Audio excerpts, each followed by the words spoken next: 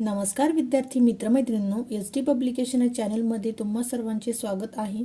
तर आजच्या व्हिडिओमध्ये आपण बघणार आहोत पोलीस भरती 2025 ठोकळा प्रश्नसंच.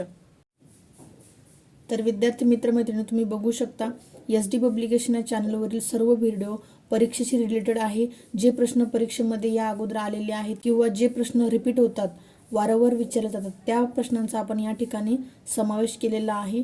तर व्हिडिओला सुरू करण्यापूर्वी जर तुम्ही या चॅनलवरती नवीन असाल तर एस.डी. पब्लिकेशन या चॅनलला सबस्क्राईब करा आणि साईडमध्ये असलेल्या बेल आयकॉनवरती क्लिक करून ऑल नोटिफिकेशनला ॲक्टिव्ह करा, जेणेकरून मी अपलोड केलेल्या प्रत्येक व्हिडिओची नोटिफिकेशन तुमच्यापर्यंत सर्वात अगोदर येईल.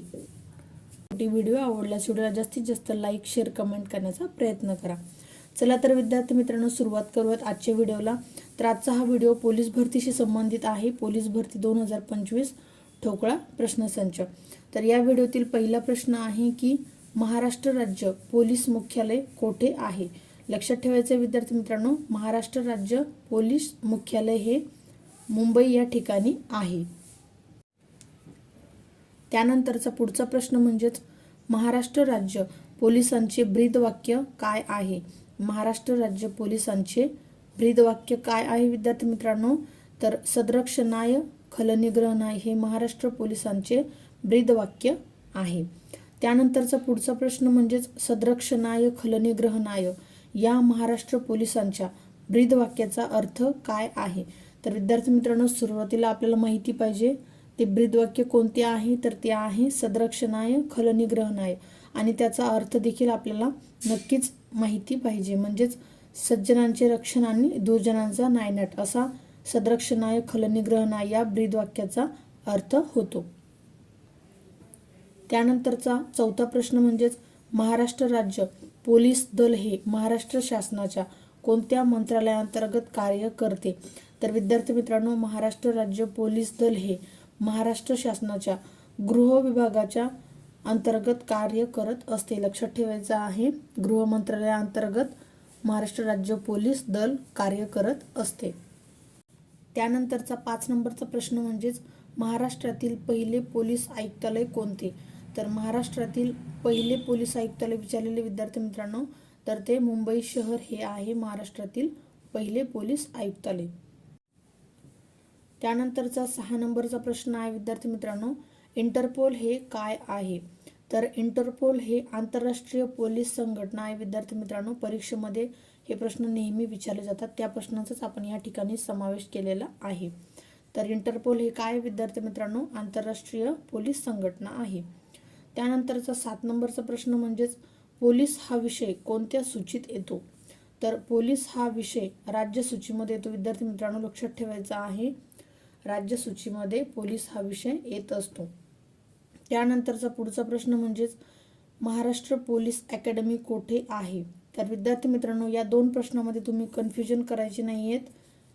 पहिला प्रश्न काय आहे की महाराष्ट्र पोलीस अकॅडमी कोठे आहे? तर ती आहे नाशिक या ठिकाणी. त्यानंतर पुढचा प्रश्न म्हणजे राष्ट्रीय पोलीस अकॅडमी कोठे आहे? तर राष्ट्रीय पोलीस अकॅडमी ही हैदराबाद या ठिकाणी आहे विद्यार्थी. तर या 2 प्रश्नांमध्ये तुम्ही गोंधळून जायचे नाही विद्यार्थी मित्रांनो, लक्षात ठेवायचं आहे. त्यानंतरचा पुढचा प्रश्न आहे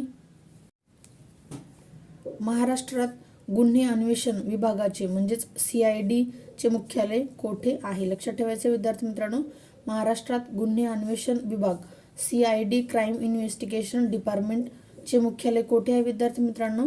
तर पुणे या ठिकाणी CID चे मुख्यालय आहे. त्यानंतर पुढचा प्रश्न आहे की महाराष्ट्र पोलीस रेझिंग डे कधी साजरा केला जातो? तर महाराष्ट्र पोलीस रेझिंग डे हा 2 जानेवारी या दिवशी साजरा केला जातो. त्यानंतर पुढचा प्रश्न आहे की ऑपरेशन ग्रीन हंट कशाशी संबंधित आहे? तर ऑपरेशन ग्रीन हंट हे नक्षलवाद बिमूड करण्याशी संबंधित आहे. लक्षात ठेवायचे विद्यार्थी मित्रांनो, ऑपरेशन ग्रीन हंट. त्यानंतरचा पुढचा प्रश्न आहे की भारतीय पोलीस सेवेचे जनक म्हणून कोणाला ओळखले जाते?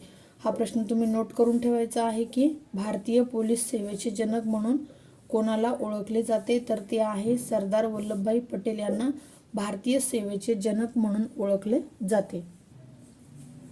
त्यानंतरचा पुढचा प्रश्न आहे की SRPFचा रेझिंग डे कधी असतो? आत्ताच आपण बघितले विद्यार्थी मित्रांनो की महाराष्ट्र पोलीस रेझिंग डे हा 2 जानेवारीला असतो. त्याचप्रमाणे SRPFचा रेझिंग डे हा 6 मार्च या दिवशी साजरा केला जातो. त्यानंतरचा पुढचा प्रश्न आहे की महाराष्ट्र राज्याच्या पोलीस प्रमुखांना काय म्हणतात? तर महाराष्ट्र राज्याच्या पोलीस प्रमुखांना पोलीस महासंचालक असे म्हणतात विद्यार्थी मित्रांनो, आणि हे महाराष्ट्र पोलीस खात्यातील सर्वोच्च पद आहे पोलीस महासंचालक. त्यानंतरचा पुढचा प्रश्न आहे की महाराष्ट्र राज्याच्या पोलीस ध्वजावर अभय निर्देशक असे कोणते चित्र आहे?